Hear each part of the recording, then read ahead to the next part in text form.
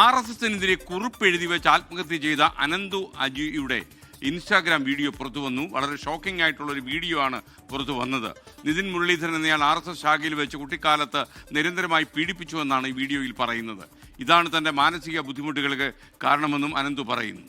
ഞാനിന്നോട് വന്നിരിക്കുന്നത് എൻ്റെ മരണം വഴിയായിട്ടാണ്. ഞാനൊരു വിക്ടിമാണ്, ആക്ച്വലി ഒരു റേപ്പ് വിക്ടിം.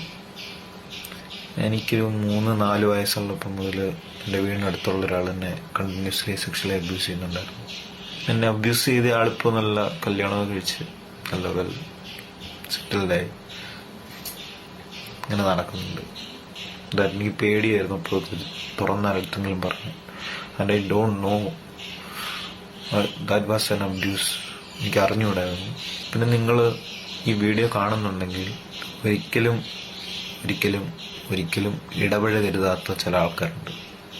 അവരാണ് RSSകാർ, നമ്മുടെ സോക്കോൾഡ് സംഘീസ്.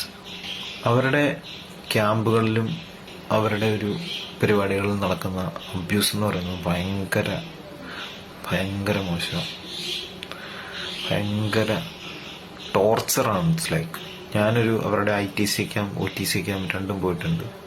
അതുകൊണ്ട് എനിക്കറിയാം, ഞാൻ അനുഭവിച്ചിട്ടുണ്ട്. Mentally, physically and sexually they are abusing children. ആരും തുറന്നു പറയാത്ത they are sexually abusing children. Sexually മാത്രമല്ല, അവർ ഫിസിക്കലി അബ്യൂസ് ചെയ്യും. അവർ നമ്മളെ പലതും ചെയ്തിട്ടുണ്ട്. എനിക്കനുഭവമുണ്ട്. ഞാൻ അബ്യൂസ് ചെയ്ത ആളുടെ പേര് ഞാൻ പറയാം. His name is Nitish Muraleedharan. എല്ലാവരുടെയും കണ്ണൻ ചേട്ടൻ. He continuously abused me, continuously.